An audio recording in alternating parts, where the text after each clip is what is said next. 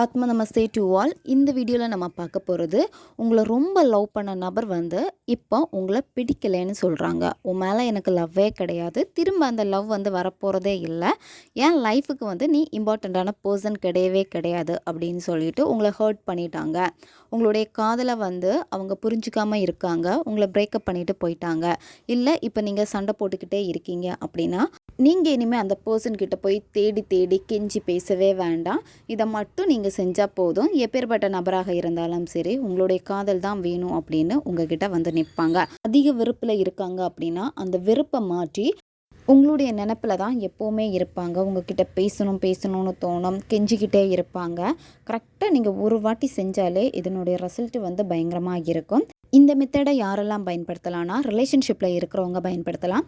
Breakup ஆகிடுச்சு, திரும்ப சேரணும்னு நினைக்கிறப்போ நீங்கள் இதை வந்து பயன்படுத்தலாம். எக்ஸுக்காக நீங்கள் இதை செய்யலாம். கணவன் மனைவிக்கு இடையில் பிரச்சனை இருக்குது, பிரிஞ்சிருக்கீங்க அப்படின்னா நீங்கள் இதை செய்யலாம். ஒன் சைடு லவ்வில் இருக்கிறவங்க இதை பயன்படுத்தலாம். நன்மைக்காக மட்டுமே பயன்படுத்துங்க. யாருன்னே தெரியாத ஒரு நபருக்காக செஞ்சீங்கன்னா வேலை செய்யாது. 2 பேரும் பேசி இருக்கணும், பழகி இருக்கணும். அப்படி இருந்தால் மட்டும்தான் இது உங்களுக்கு வேலை செய்யும். பௌர்ணமி அல்லது அமாவாசை அன்னைக்கு கூட இதை நீங்கள் செய்யலாம். அல்லது செவ்வாய் மற்றும் வெள்ளிக்கிழமைகளில் கூட இதை நீங்கள் செய்யலாம். வளர்பிறை நாட்களில் வரக்கூடிய செவ்வாய் அல்லது வெள்ளிக்கிழமையில் நீங்கள் தொடங்குங்க. இந்த மெத்தடை வந்து நீங்கள் எந்த நேரத்தில் செய்யணும் அப்படின்னா, நைட்டு தான் இதை நீங்கள் செய்யணும். உங்கள் பர்சன் வந்து தூங்கக்கூடிய நேரம் உங்களுக்கு தெரியும் அப்படின்னா அந்த நேரத்தை வந்து பயன்படுத்திக்கோங்க. அவங்க தூங்கக்கூடிய நேரம் எனக்கு தெரியாது அப்படி இருந்துச்சுன்னா இந்த மெத்தடை நீங்கள் எந்த நேரத்தில் செய்யணும் அப்படின்னா, நைட்டு வந்து 11 மணிலேருந்து 12 மணி இந்த இடைப்பட்ட நேரத்தை வந்து பயன்படுத்திக்கோங்க. இந்த மெத்தடு செய்கிறப்ப வந்து அமைதியான ஒரு பிளேஸை வந்து சூஸ் பண்ணிக்கோங்க. யாரும் உங்களை டிஸ்டர்ப் பண்ணாத மாதிரி பார்த்துக்கோங்க. இப்போ நீங்கள் மெத்தடு செய்ய போகிறீங்க அப்படின்னா பயந்து மெத்தடு செய்யக்கூடாது. யாராவது வருவாங்களா, பார்த்துருவாங்களா, அந்த மாதிரி ஒரு மைண்ட் செட்டில் இருந்து செஞ்சிங்கன்னா வேலை செய்யாது. உங்கள் மைண்டு வந்து ஃப்ரீயாக இருக்கணும்.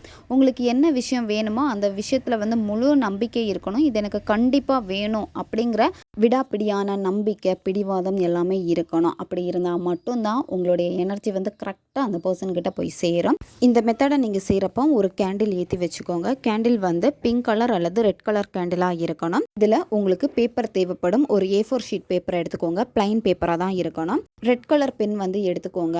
இந்த மெத்தடை செய்கிறப்போ முதல்ல உங்களுடைய மனம் வந்து ஒருநிலைப்பட்டு இருக்கணும். அப்படி இருந்தால் தான் நீங்கள் நினைக்கக்கூடிய விஷயம் வந்து அந்த பர்சன்கிட்ட போய் சேரணும். அப்படின்னா அந்த பர்சன் கூட இருந்த நல்ல நல்ல நிகழ்வுகளை எல்லாமே நினச்சி பார்த்துட்டு அந்த ஹாப்பியான அந்த உணர்வை வந்து நீங்கள் கொண்டு வரணும். அந்த ப்ரெசன்ட்டில் கொண்டு வந்துட்டு நீங்கள் அந்த பேப்பரில் அந்த பர்சனுடைய பேரை வந்து எழுதிட்டு, அதாவது நீங்கள் அவங்கள என்ன நேமில் அதிகமாக கூப்பிடுவீங்களோ அந்த பெட் நேம் எழுதிக்கோங்க. எழுதிட்டு, இன்று முதல் நீ என்னை கனவில் காண்கிறாய், என் காதல்தான் உனக்கு வேண்டும் என்று நீ என்னிடம் முறையிட்டு கெஞ்சுகிறாய், உன்னுடைய காதலுக்கு நான் மட்டுமே தகுதியானவள் அல்லது நான் தகுதியானவன்.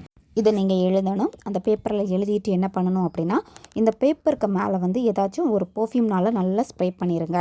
உங்கள் பர்சன் யூஸ் பண்ணக்கூடிய பர்ஃப்யூம் உங்களுக்கு தெரியும். இப்போ அவங்களுக்குன்னு சில பர்ஃப்யூம் வந்து ரொம்ப ஃபேவரட்டாக இருக்கும், அது தெரியும் அப்படின்னா அந்த பர்ஃப்யூம் வந்து யூஸ் பண்ணிக்கோங்க.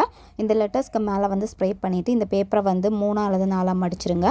மடிச்சுட்டு என்ன பண்ணணும் அப்படின்னா, இந்த பேப்பரை வந்து உங்களுடைய இடதுகை அக்குள்ளே வந்து நீங்கள் வைக்கணும். அதாவது ட்ரெஸ்ஸுக்கு வெளியே வைக்கக்கூடாது, ட்ரெஸ்ஸுக்குள்ளாடி வைக்கணும். உங்களுடைய கையில் இருந்து வரக்கூடிய அந்த வேர்வை வந்து அந்த பேப்பரில் படணும். ஒரு 2 நிமிஷம் அல்லது 3 நிமிஷமாச்சும் உங்களுடைய அக்குள் பகுதியில் அந்த பேப்பரை வச்சுக்கோங்க. வச்சுட்டு உங்களுடைய புருவ மத்தியில் ஃபோக்கஸ் பண்ணிக்கிட்டு பேப்பரில் எழுதினீங்கல்ல அந்த வார்த்தைகளை ரிப்பீட்டடாக சொல்லணும். கவுண்டிங் இம்பார்ட்டன்ட் கிடையாது, ரிப்பீட்டடாக நீங்கள் சொல்லுங்கள். சொல்லிவிட்டு அதுக்கப்புறமா கையில் வச்சுருக்கக்கூடிய அந்த பேப்பரை எடுத்துகிட்டு நீங்கள் எரிச்சிருங்க. அந்த பேப்பர் வந்து ஈரமாக இருக்கும். அல்லது நீங்கள் கொட்டாங்குச்சியை வந்து நெருப்பாக்கிட்டு அந்த நெருப்பு தண்ணியில் இந்த பேப்பரை வந்து நீங்கள் போட்டுருங்க. அந்த பேப்பர் கண்டிப்பாக எரிஞ்சு சாம்பல் ஆகணும். அந்த பேப்பர் ஈரமாக இருக்கிறப்ப தான் இதை நீங்கள் செய்யணும். இதை செஞ்சு முடிச்சுட்டு இப்போ வந்து நீங்கள் பேப்பரை வந்து கையில் வச்சுட்டு எரிக்கிறீங்க அப்படின்னா, சாம்பல் கிடச்சிச்சு அப்படின்னா அந்த சாம்பலை காற்றில் ஊதி விட்டுருங்க. இப்போ நெருப்பு தணலில் போடுறீங்க அப்படின்னா அது கிடைக்காது. அதை வந்து மறுநாள் வந்து பார்த்திங்கன்னா கால் மிதிப்படாத ஒரு இடத்துல வந்து அதை போட்டுருங்க. தொடர்ந்து 9 நாட்கள் கண்டினியூவாக இதை நீங்கள் ஃபாலோ பண்ணுங்கள். பெண்கள் தீட்டு சமயத்தில் இந்த மெத்தடை செய்யலாம். நீங்கள் நான்வெஜ்ஜு சாப்பிட்டுட்டு செய்யலாம். நான்வெஜ்ஜு சாப்பிட்டீங்க அப்படின்னா உடம்புக்கு குளிச்சுட்டு இந்த மெத்தடை நீங்கள் செய்யுங்க. நைட்டு தான் இந்த மெத்தடை நீங்கள் செய்யணும். அதுவும் சொன்ன அந்த குறிப்பிட்ட நேரத்தை வந்து பயன்படுத்திக்கோங்க. யாரை நினச்சி இதை செய்கிறீங்களோ 9 நாட்களுக்குள்ளாடி அந்த நபர் உங்ககிட்ட வந்து பேசுவாங்க. அவங்களுடைய ட்ரீமில் வந்து நீங்கள் அதிகமாக வர ஆரம்பிச்சிருவீங்க. எப்போவுமே உங்களுடைய எண்ணங்கள் வந்து அவங்களுக்கு அதிகமாக ஆரம்பிச்சுக்கிட்டே இருக்கும். அவங்களே அவாய்ட் பண்ணாலுமே அந்த நபரால் உங்ககிட்ட பேசாமல் இருக்க முடியாது. அவங்களே உங்களை தேடி வந்து பேசுவாங்க. எக்காரணத்தை கொண்டு நீங்கள் அந்த பர்சனை வந்து தேடி போகக்கூடாது. அவங்க தான் தேடி வரணும். இப்போ உங்கள் பர்சன் ரொம்ப ஈகோ பிடிச்ச பர்சனாக இருக்காங்க அப்படின்னா அது வந்து கொஞ்சம் டைம் எடுக்கும். ரொம்ப வெறுப்பில் இருக்காங்கன்னா கூட. ஏன்னா அவங்க உங்கள் தாட் வந்தாலுமே அவாய்ட் பண்ணுவாங்க.